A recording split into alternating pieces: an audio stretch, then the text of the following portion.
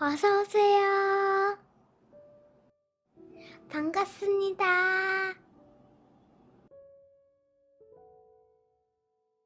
안녕하세요. 저는 작은 사업을 하고 있는 30대 후반 남자입니다. 아직 결혼은 하지 못한 노총각입니다. 사실 결혼은 전제로 오랫동안 만났던 여자친구가 있었습니다. 하지만 다른 놈과 눈이 맞아서 바람이 나서 도망갔습니다. 심지어 뱃속에 제 아이까지 있었는데 말이죠.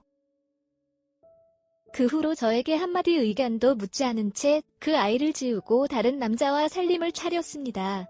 그 일이 있고 나서는 여자만 보면 이가 갈리고 화가 났습니다. 그렇게 지낸 지 4년이 좀 넘었습니다. 싱글 남자가 여자도 없고 딱히 하는 취미도 없다 보니 정말 일만 죽어라 한 것 같습니다.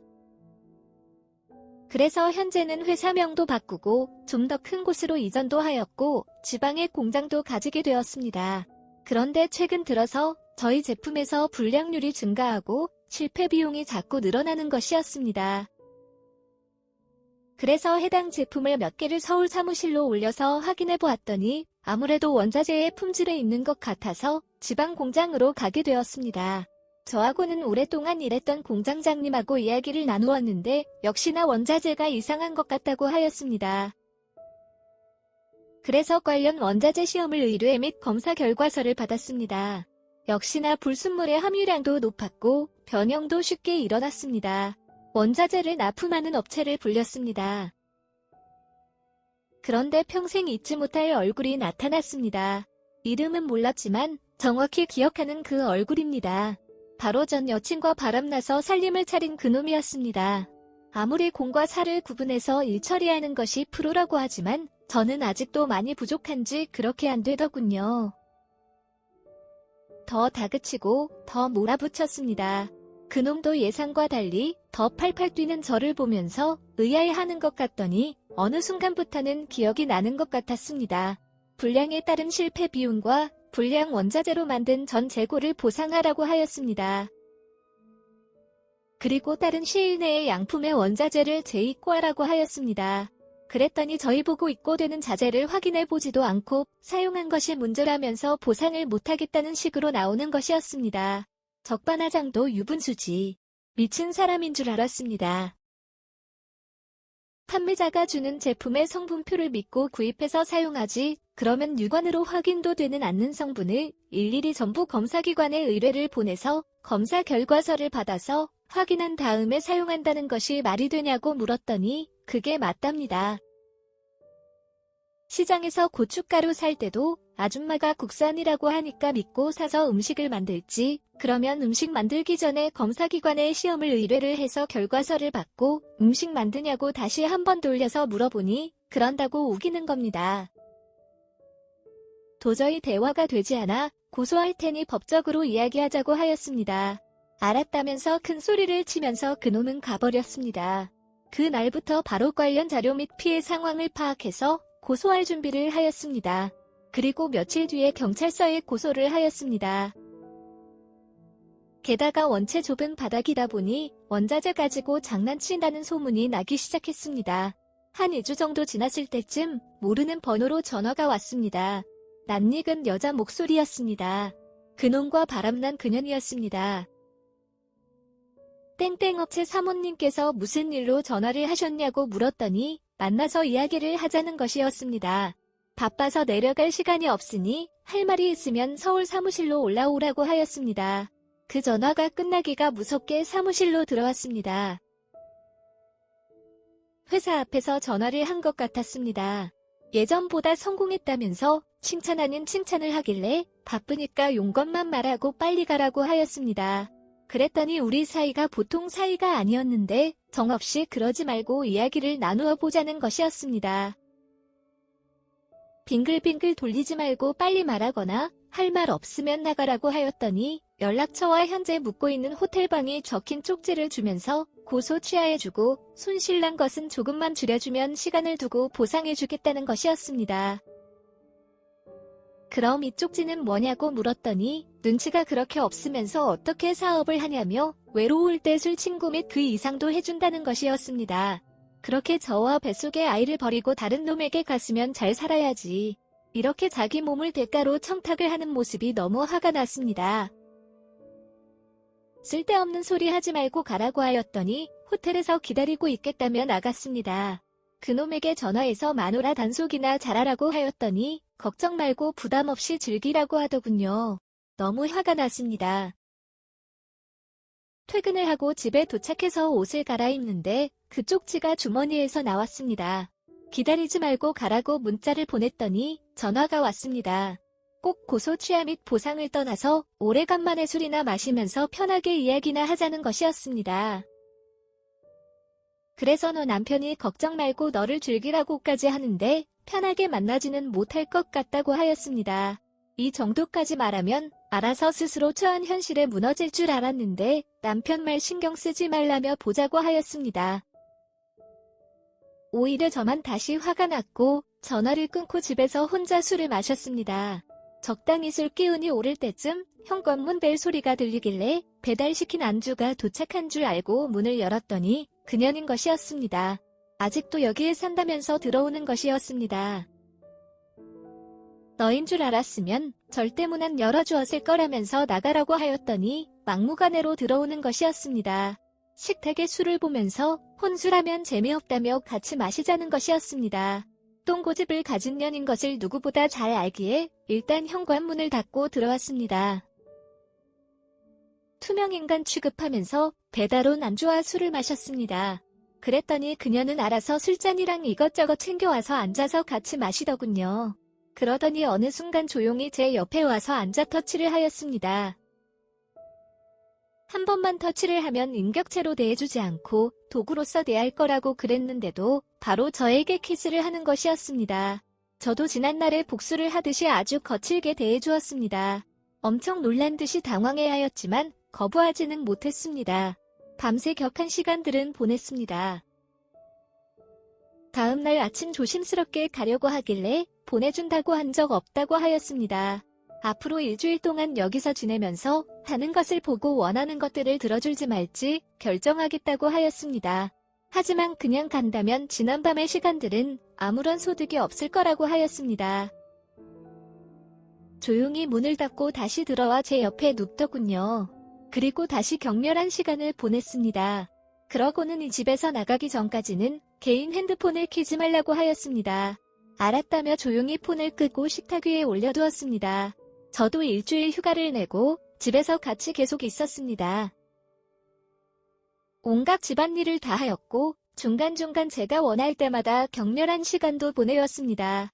그렇게 일주일의 시간은 지내고 그녀는 잘 부탁한다는 말과 함께 돌아갔습니다.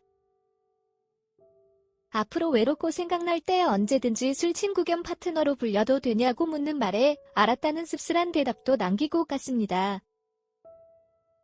충격적인 것은 그 일주일 기간 동안에 그놈에게서는 단 한 번도 연락이 오지 않았다는 것과 그년과 이야기 중에 알게 된 것이지만 이렇게 몸으로 청탁하는 것이 처음이 아니라는 것이었습니다.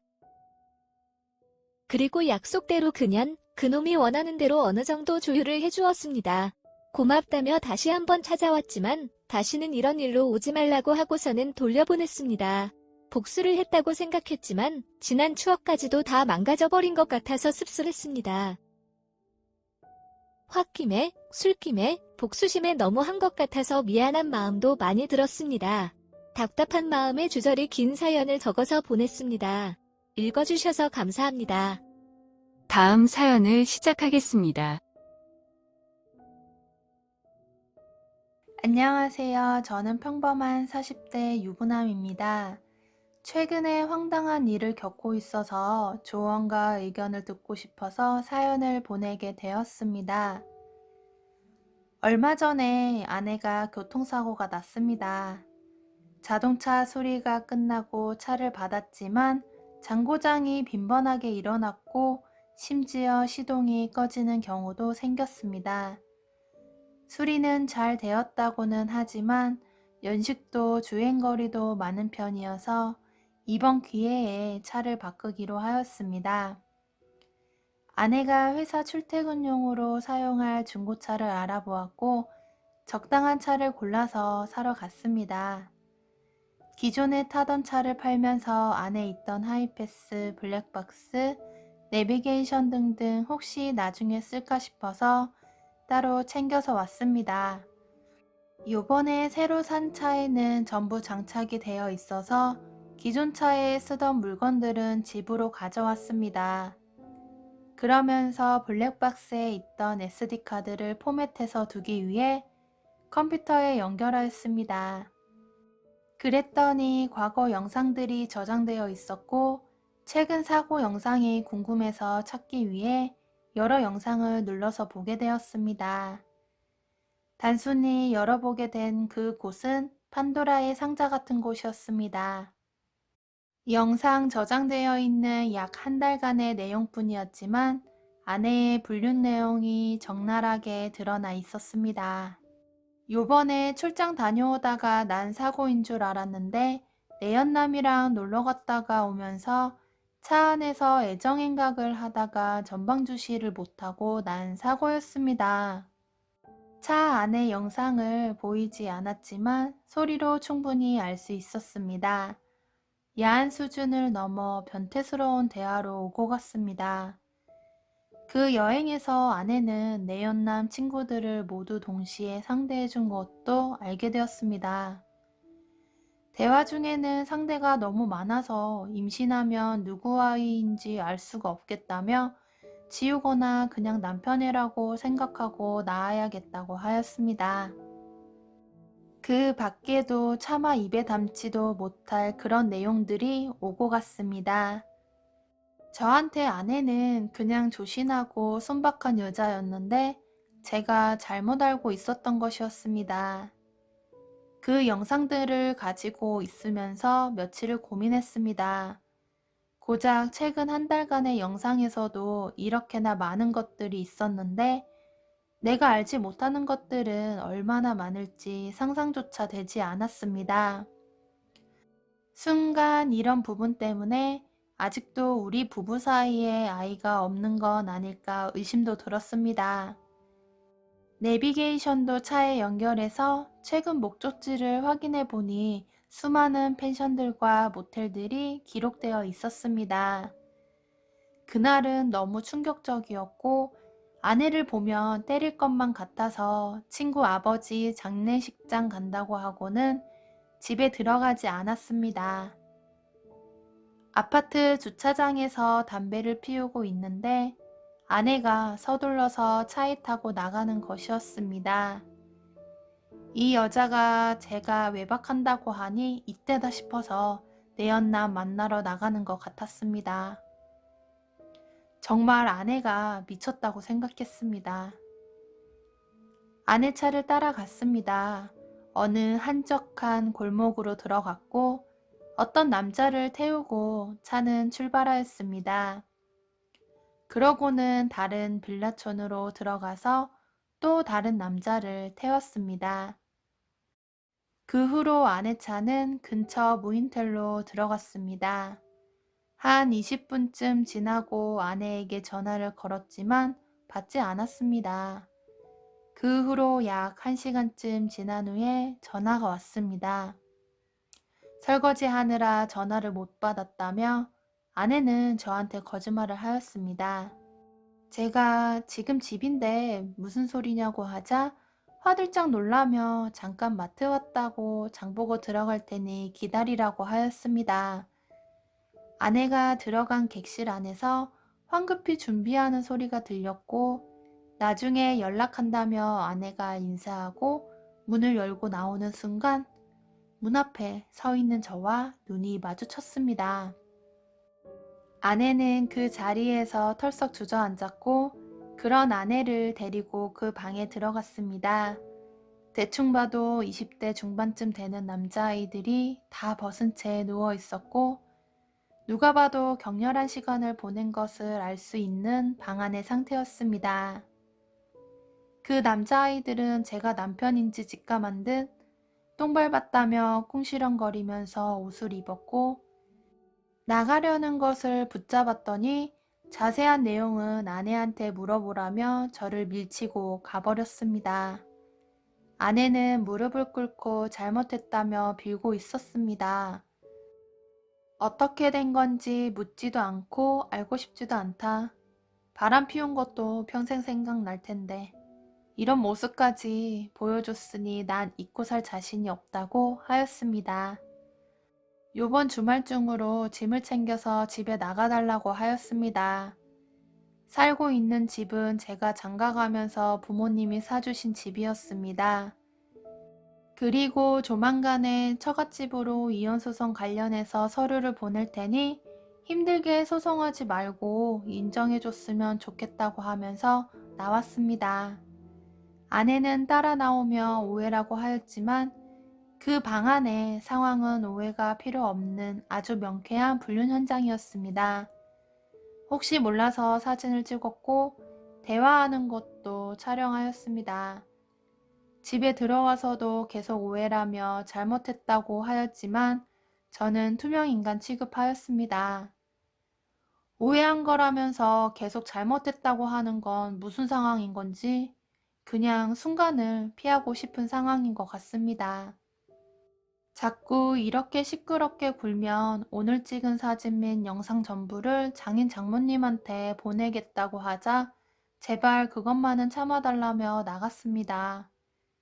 다음날 아침에 일어나 보니 아내는 주방에서 제 생일에도 볼 수 없었던 어마어마한 밥상을 준비하고 있었습니다.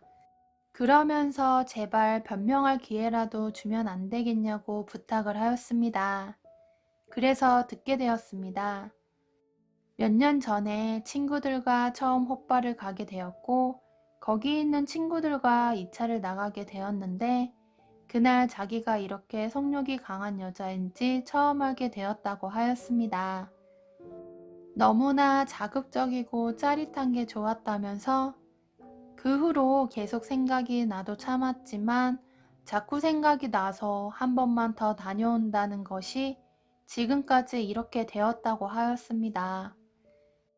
남들이 봐주는 것도 좋고 여러 명과 동시에 하는 것도 좋다며 자기도 왜 이러는지 모르겠다고 하였습니다. 그러면서 그냥 즐기기 위해서 만난 것뿐 사랑하거나 마음을 준 것은 아니라고 하였습니다. 아내의 말을 들을 때마다 충격은 계속되었습니다. 앞으로 끊고 평생 잘못한 것 갚으면서 살 거라며 용서해 달라는 것이었습니다. 일단 알겠다고 하였고 각방을 쓰면서 지낸 지 2달 정도 되었습니다. 아직도 아내의 얼굴을 볼 때마다 그 모텔에서 보았던 이상한 복장과 도구들 그리고 그놈들과 아내가 뒹굴고 있는 모습이 상상이 됩니다. 저는 어떻게 해야 할까요?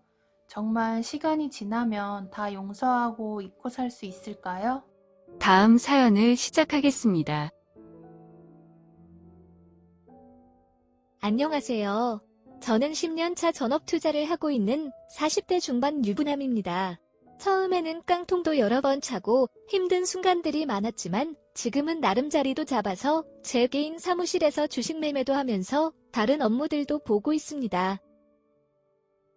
이런 저에게는 힘든 시간을 같이 이겨내주고 응원해준 10살이나 어린 아내가 있습니다. 그래서 지금은 그 누구보다 잘 해주려고 항상 노력하고 있습니다. 그런 아내에게 초중고 동창인 아주 친한 친구가 있습니다. 아내와 연애할 때부터 지금까지 여러 번 만났던 아내 친구입니다. 이쁘고 몸매도 좋은 그런 친구였지만 저는 그다지 좋아하지 않았습니다.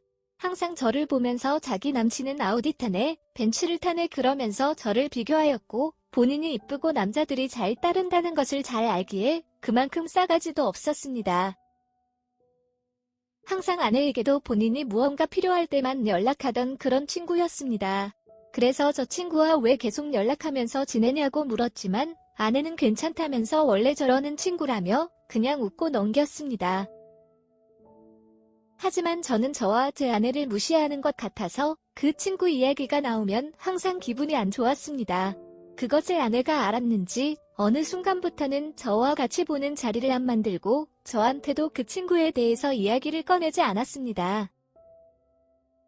정말 가끔 제가 그 친구에 대해서 안부를 물으면 그냥 잘 지낸다고 말해주는 것이 전부였습니다. 주말에 아내와 데이트를 하려 외출하던 중이었습니다. 아내 얼굴이 너무 어두워 보여서 계속 무슨 일 있냐고 말해보라고 하였지만 아무 일도 없다며 제 질문을 회피하는 것 같았습니다. 아무 일도 없다면 다행이지만 혹시라도 있으면 고민하지 말고 다 말해달라고 하고서는 더 이상 묻지 않았습니다. 그날 저녁 자려고 눕는데 할 말이 있다면서 이야기 좀 하자고 하더군요.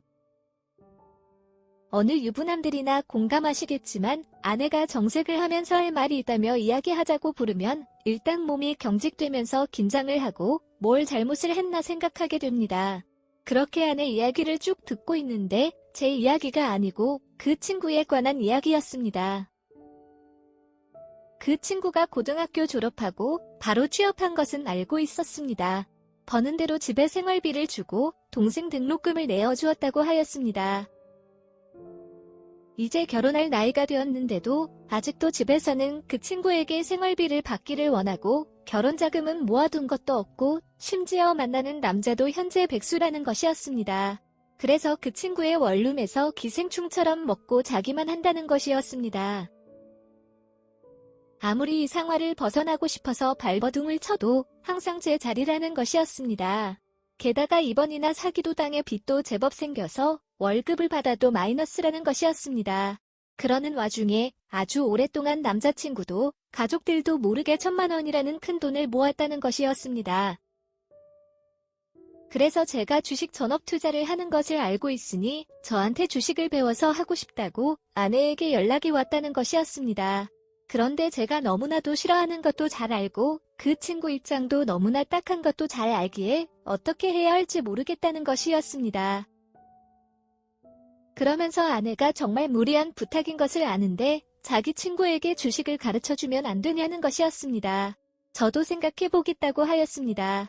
그 대신에 앞으로 이런 일이 생기면 고민하지 말고 언제든지 바로바로 말하라고 하였습니다. 그 다음날 오후 사무실에서 일을 하고 있는데 그 친구가 사무실로 찾아왔습니다. 일단 이야기를 들어보았더니 결국 돈이 벌고 싶다는 것이었습니다. 그런데 평일에는 회사를 가야 하고 심지어 교대도 돌기에 낮에 매매하는 것이 어려우니 저보고 대신 자기 계좌를 운영해달라는 것이었습니다. 심지어 그것도 얼마 벌 때까지가 아니라 평생 벌어달라는 것이었습니다. 조용히 나가라고 내쫓았습니다. 얼마 안 지나서 아내에게 전화가 왔지만 상황을 듣고 난 후에는 잘했다면서 전화를 끊었지만 목소리를 아주 씁쓸했습니다. 며칠 후에 그 친구는 집으로 다시 한번 찾아왔고 방법을 알려주면 열심히 하겠다는 것이었습니다.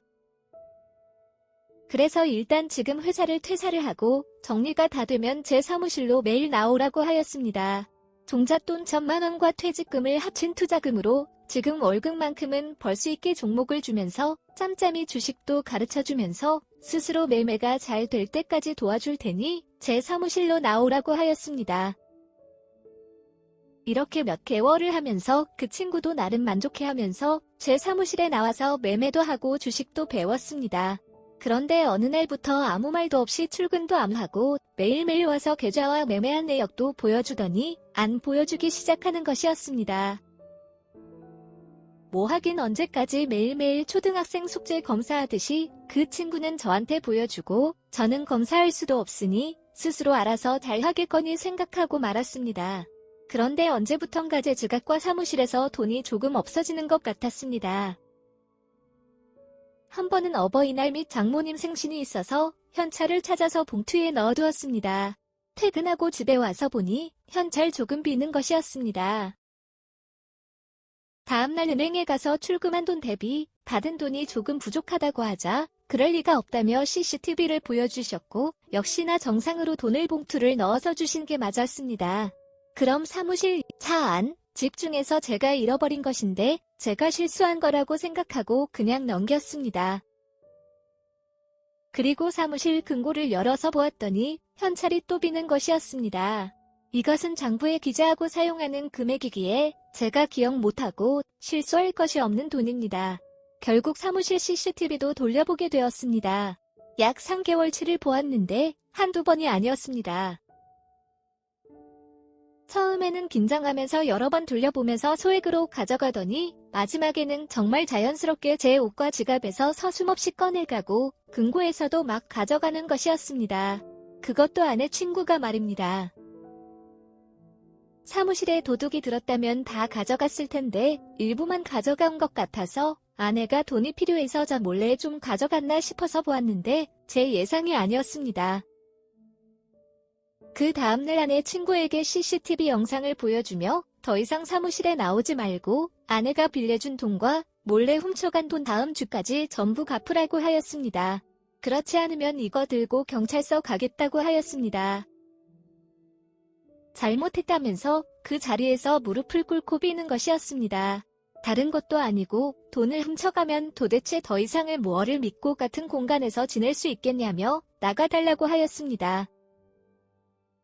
그런데도 계속 잘못했다고 다시 안 그러겠다고 믿어달라며 빌고 있길래 도대체 왜 그랬냐고 물었더니 수익이 자꾸 나니까 더 큰 욕심이 났다고 하였습니다. 그래서 사채를 빌려다가 더 큰 돈으로 매매를 한 것이었습니다. 그러다 보니 조금만 빠져도 더 빠지면 복구를 못할까봐 기다리지 못하고 손해보고 팔고 이자를 내야 되니까 수익 나기 전에 손해보고 팔고 수익 중일 때는 더 크게 수익을 낼 종목도 이 수익도 못 먹을까봐 일찍 팔아버린 것이었습니다. 그러면서 원래 투자금과 그동안 수익이 나면서 늘어난 투자금은 이미 바닥을 찍은 지 오래됐고 사채에 빌린 돈도 약 40 정도 잃은 상태였습니다. 그러다 보니 제 돈에도 손을 대기 시작한 것이었습니다. 사채에서 빌린 돈, 훔친 돈 등만큼을 자기에게 빌려주고 용서만 해준다면 다시 열심히 하겠다는 것이었습니다.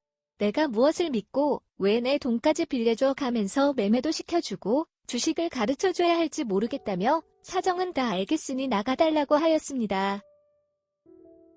그랬더니 갑자기 옷을 다 벗으면서 어차피 자기는 이 돈 못 갚으면 이 몸도 자기 몸이 아니라면서 언제든지 제 마음대로 하게 해줄 테니 제발 살려달라는 것이었습니다. 당장 옷 입고 나가라고 하고서는 제가 사무실을 나와서 집에 왔습니다.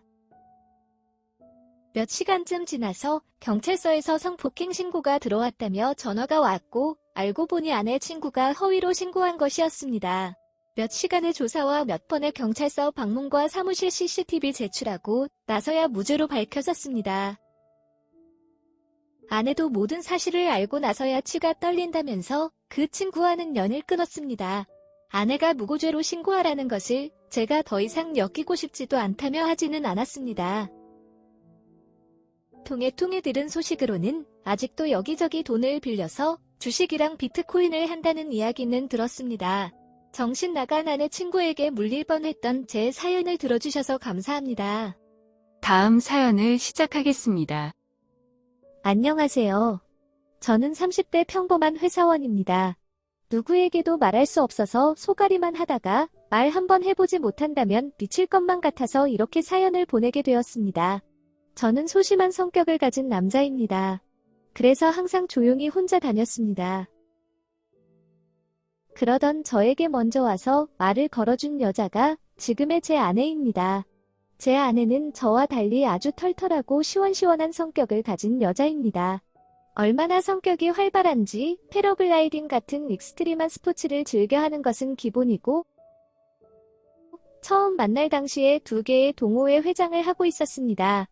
그런 아내가 그때 당시에 왜 저에게 먼저 와서 말을 걸었냐고 결혼 후에 물어보았는데 혼자 다니는 제가 안타까워서 같이 다니려고 말을 걸었을 뿐인데 결혼까지 하게 될 줄 몰랐다고 하였습니다. 아무튼 그렇게 아내와 만나서 친구로 지냈습니다. 그런데 술 먹고 단 한 번의 실수로 아이가 생기면서 결혼까지 하게 되었습니다.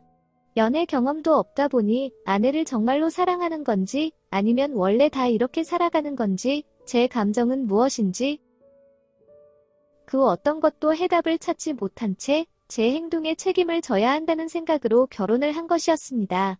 그렇다고 결혼 생활이 나쁘진 않습니다. 이런 것이 결혼의 행복인가 생각이 들 정도로 나름 행복한 시간들을 보냈습니다. 심지어 과거의 저를 생각해 볼 때 상상할 수 없는 새로운 일들 하게 되었습니다. 임신을 한 상태에서 간 신혼여행에서도 하루하루를 알차게 내보내야 한다며 12시간도 넘게 걸어 다닌 아내였습니다. 그런 아내가 저를 가만히 내버려둘 사람이 아니었습니다. 덕분에 평소에 상상조차 해보지 못한 것들도 해보게 되었습니다. 번지점프 등등 살면서 저런 것은 어떤 사람이 하려나 했는데 제가 하고 있었습니다. 그렇게 지내다 보니 제 주변에 친구들이 생기기 시작했고 다른 사람들과 지내는 것도 편해지기 시작했습니다. 그러던 중 부산의 대학을 다니던 어린 처제가 졸업을 하고 서울로 직장을 다니게 되었습니다. 서울에 연고가 없기에 저희 집에서 당분간 같이 지내기로 하였습니다. 요즘 집값이 너무 올라서 전월세 구하는 것이 쉽지 않았습니다. 저희 집은 안양이고 저도 서울로 출퇴근을 하기에 아침마다 같이 차를 타고 다녔습니다. 그리고 웬만하면 퇴근을 마쳐서 같이 집에 왔습니다. 그리고 처제가 회식이라도 하는 날이면 야근을 하면서 기다렸다가 태워서 같이 집에 오기도 하였습니다. 아내는 번거롭게 안 그래도 된다고는 하지만 너무 고맙다면서 그렇게 늦게 오는 날이면 안마를 해주곤 하였습니다. 처제도 제가 이렇게 자상한 남자인지 몰랐다면서 언니가 왜 형부랑 결혼했는지 알 것 같다며 칭찬해주곤 하였습니다.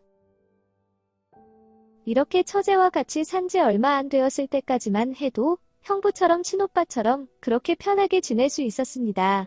그런데 몇 개월 전이었습니다. 그날도 평소와 다름없이 처제와 같이 퇴근하는 길이었습니다. 집에 다 도착할 때쯤 어린 처제가 저에게 술 한 잔 사달라고 하는 것이었습니다. 먹고 싶은 음식 사서 집에 가서 아내와 같이 마시자고 하였더니 단둘이 마시고 싶다면서 밖에서 먹고 가자고 하는 것이었습니다. 차에 탈 때부터 기운이 없어 보이긴 했지만 그날 일이 많아서 지쳐있는 것이라고 생각하고 넘겼는데 뭔가 고민이 있던 것이었습니다. 그렇게 처제와 둘이서 조용한 룸이 있는 식당에서 저녁과 함께 술을 마시기 시작했습니다. 별말도 없고 그렇다고 밥을 맛있게 먹는 것도 아니고 한숨만 푹푹 쉬고 있는 것이었습니다. 괜찮다고 편하게 말을 해보라고 하였습니다. 한참을 설득과 고민 끝에 처제는 말을 하기 시작했습니다. 아내가 다른 남자를 만나고 있다는 것이었습니다. 제가 그럴 리가 없다며 처제가 잘못 알고 있는 것 같다고 하였습니다. 하지만 피임약을 먹고 있는 언니를 본 적이 있고 처제의 속옷을 몰래 입고 나간 적도 있다는 것이었습니다. 그럴 때면 이런저런 일이 있다며 늦게 들어오던 날이라고 하였습니다. 그러면서 둘째는 안 가지거나 나중에 낳으려고 임신을 미루고 있는 중이냐고 저한테 물었고 그런 계획을 세운 적은 없다고 하였습니다. 사실 첫째 아이를 낳은 이후에는 아내와 잠자리를 가진 적이 손가락으로 꼽을 정도입니다. 육아에 지쳐서 힘들다고 하고 잠 잘 때면 생전 안 골던 코까지 골면서 잠을 잡니다. 그런 아내에게 잠자리를 요구 및 강요하기에는 너무 미안했습니다. 스스로 해결할 수도 있고 나중에 해도 되기 때문입니다. 이거 말고도 밤에 몰래 화장실에서 통화하는 것도 들었다고 하고 다른 남자 차에서 내리는 것도 보았다고 하였습니다. 너무나 자세하게 설명하는 처제의 말에 저는 오해라고 대답은 하고 있었지만 머릿속은 복잡해지기 시작했습니다. 그렇게 식사를 끝내고 집에 들어갔습니다. 아내는 평소처럼 아주 밝은 모습으로 반겨주었지만 저는 그렇지 못했습니다. 아무리 티를 안 내려고 해도 처제의 말들이 머릿속을 맴돌고 있었습니다. 그날 저녁 한숨도 못 자고 뒤척이다가 다음날 출근을 하였습니다. 회사에서도 도저히 집중이 되지 않아 반차를 내고 일찍 집으로 출발했습니다. 돌아오는 차 안에서도 말도 안 되는 나쁜 상상을 하면서 혹시나 하는 생각에 과속까지 하면서 집에 왔습니다. 문을 열었더니 아내는 아이랑 놀다가 거실에서 졸고 있었고 아이는 엄마 옆에서 TV를 보고 있었습니다. 너무나 빨리 온 저를 보며 아내는 무슨 일 있냐며 놀라는 것이었습니다. 도저히 속으로 끙끙 앓고 싶지 않아 처제에게 들은 말대로 아내에게 전부를 물었습니다. 아내는 전부를 부인하며 절대 그런 일은 없었다고 하였습니다. 그러면서 아이가 생겨서 원치 않는 결혼을 한 거라고 생각할 수 있고 그래서 다른 남자를 몰래 만난다고 생각할 수도 있겠지만 절대 그런 것이 아니라고 하였습니다. 아이가 생겨서 저와 더 빨리 결혼하게 되었을 뿐 절대 아이가 생겨서 억지로 결혼한 것은 아니라고 하였습니다. 그런 여자 아닌 거 아직도 몰랐냐며 역으로 서운하다고 하였습니다. 그날 저녁은 처제가 집으로 퇴근하고 들어왔습니다. 말도 안 되는 거짓말을 한 처제에게 머리끝까지 화가 나 있던 아내는 처제를 보자마자 마구마구 따지기 시작했습니다. 처제는 아니면 말고 자기가 오해를 했다면서 성의 없는 사과를 하면서 본인 방으로 들어갔습니다. 이런 처제의 태도에 더 화가 난 아내는 처제 방으로 따라 들어갔고 한참 동안 큰 소리가 오고 가더니 결국에 둘이서 치고받고 싸웠습니다. 제가 바로 들어가서 말렸지만 옷도 찢어지고 머리도 뽑히고 서로의 얼굴에 상처도 났습니다. 그렇게 싸운 이후 며칠 동안 서로 이야기도 안 하고 처제가 새벽 일찍 나가서 늦게 들어오다 보니 한동안 얼굴도 못 보았습니다. 그러다 별말도 없이 처제는 저희 집에서 나갔습니다. 얼마 전 아내에게 이 사건의 전말을 듣게 되었습니다. 결론은 저와 아내가 잘 지내는 게 배가 아팠던 것 같습니다. 이야기를 들어보니 처제가 나쁜 남자에게 배신과 큰 상처를 받았다고 합니다. 그런 상황에서 잘 지내는 저희 모습이 미웠다고 합니다. 그래서 왜 그랬는지 모르겠는데 그냥 저희도 잘 안 되었으면 좋겠다는 생각이 들어서 그런 거짓말을 했다고 하였습니다. 지금은 아내하고는 연락하고 지내는 것 같은데 제 전화는 받지 않습니다. 나중에 시간이 더 지나면 다시 웃으면서 볼 날이 오겠죠. 그날이 와서 처제가 사과를 해온다면 아무것도 묻지 않고 따뜻하게 맞아줄 생각입니다. 사실 그 이야기를 들으면서 아무런 화도 나지 않았습니다.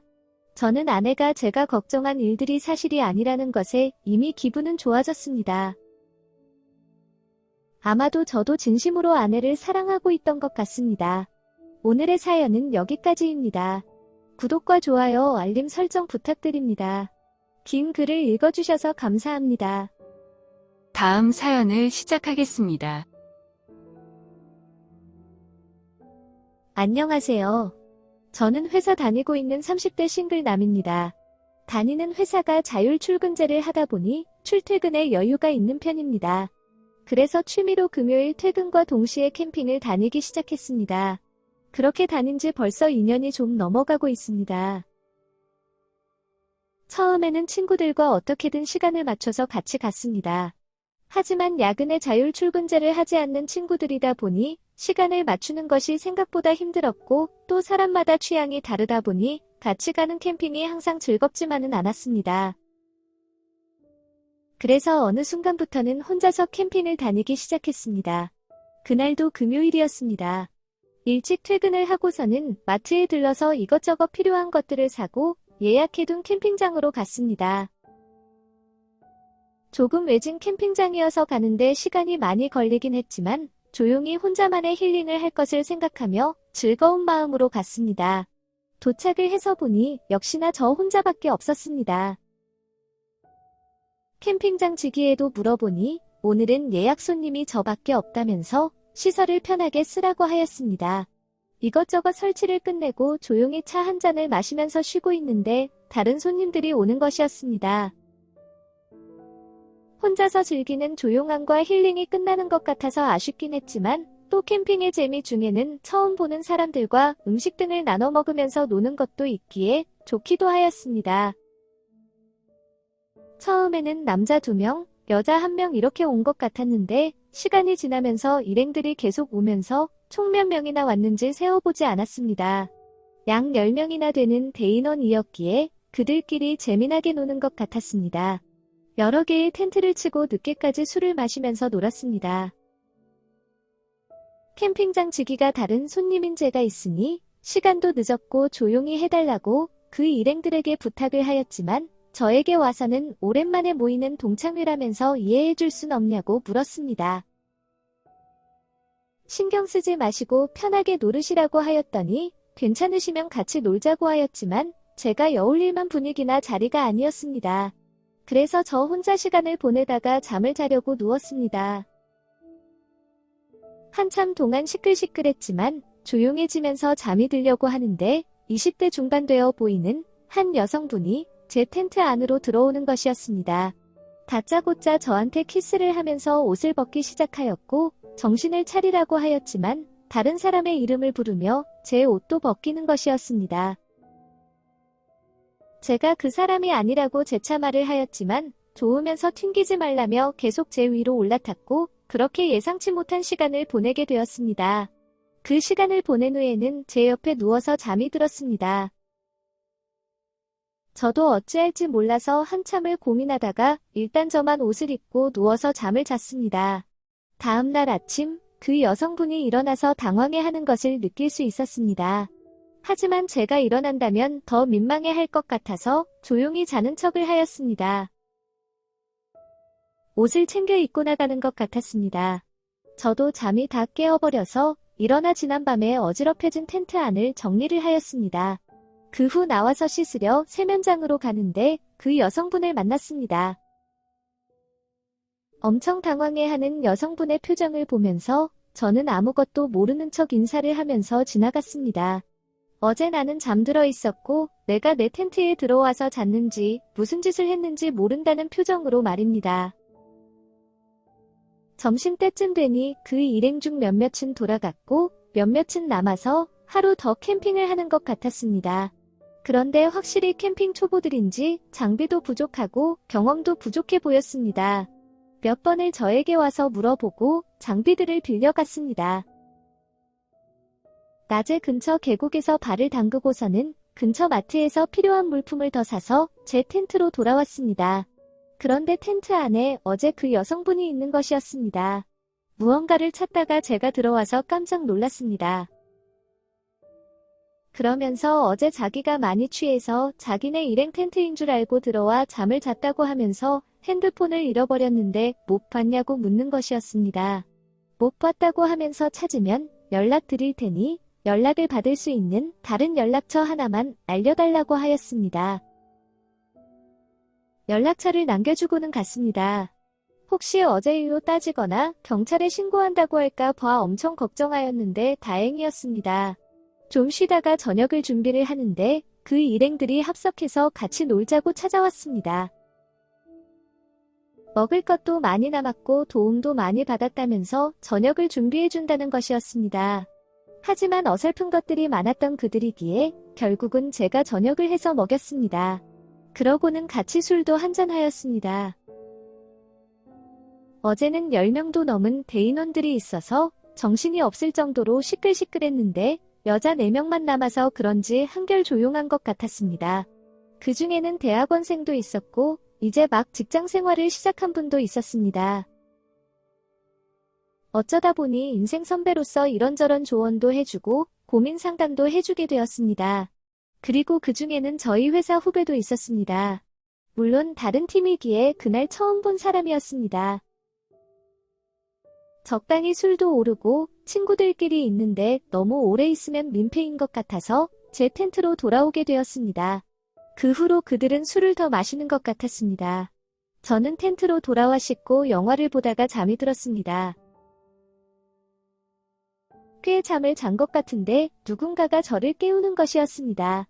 어제 불쑥 찾아온 그녀였습니다. 왜 그러시냐고 물었습니다. 저는 빤히 쳐다보며 정말 어제 일 기억 안 나요? 라고 묻는 것이었습니다. 그러고서는 저의 반응을 보더니 다 기억하네. 모르는 척하는 거 맞네 라고 하는 것이었습니다. 조용히 고개를 끄덕였고 어제 일을 사과하려 왔다고 하였습니다. 그녀는 어제 술을 많이 먹어서 큰 실수를 저질렀다며 용서해달라고 하였습니다. 저 역시도 미안하다고 사과를 하였습니다. 그러면서 맥주랑 안주 가지고 왔는데 한 잔 더 하자고 하는 것이었습니다. 제가 술을 잘 못하긴 하지만 왠지 그 맥주는 안 먹으면 나중에 두고 후회를 할 것 같아서 같이 마셨습니다. 핸드폰을 찾았냐고 물었지만 아직도 못 찾았다면서 아무래도 새로 바꿔야 될 것 같다고 하였습니다. 그러면서 제 폰을 보여달라길래 주었더니 연락처를 찍어주면서 앞으로 자주 연락하면서 지내자는 것이었습니다. 그러면서 중간중간 오빠라고 불려주는데 세상 가슴이 설레고 기분도 좋았습니다. 가져온 맥주를 다 먹고 헤어질 시간이 다 되었는데 갑자기 저에게 키스를 하는 것이었습니다. 이유는 잘 모르겠지만 저에게 자꾸 마음이 간다면서 저를 안아주는 것이었습니다. 그러면서 오늘도 여기서 자고 안 되냐고 묻길래 편한 대로 하라고 하였습니다. 그날은 그렇게 키스 정도만 하고 손만 잡고 누웠습니다.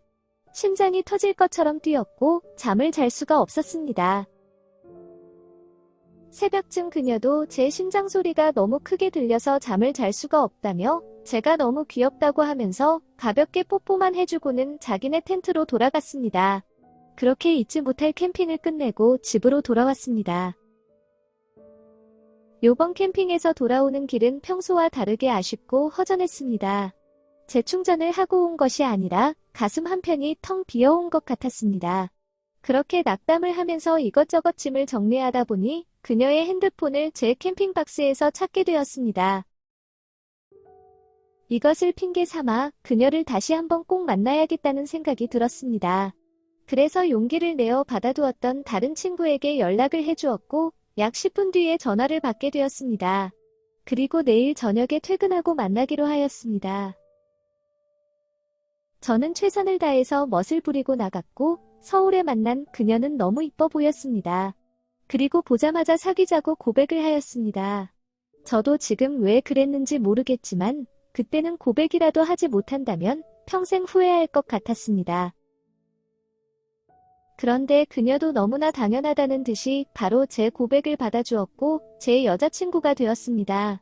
몇 개월쯤 지나서 물어보니 폰 받으려 나오는 날 본인도 엄청 꾸미고 나온 거라면서 제가 고백을 안 했으면 본인이 저에게 고백할 생각이었다고 하였습니다. 뭐라고 설명할 순 없지만 갑자기 찾아온 그녀를 너무 사랑하게 되었습니다. 그날 이후에도 저는 꾸준히 캠핑을 다니고 있지만 그전처럼 혼자서 하는 캠핑이 아닙니다.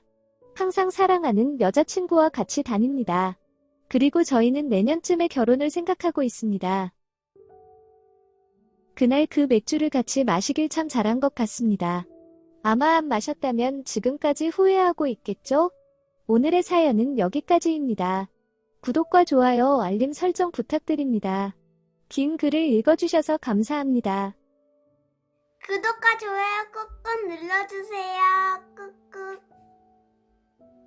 알림 설정도 꾹꾹 눌러주세요.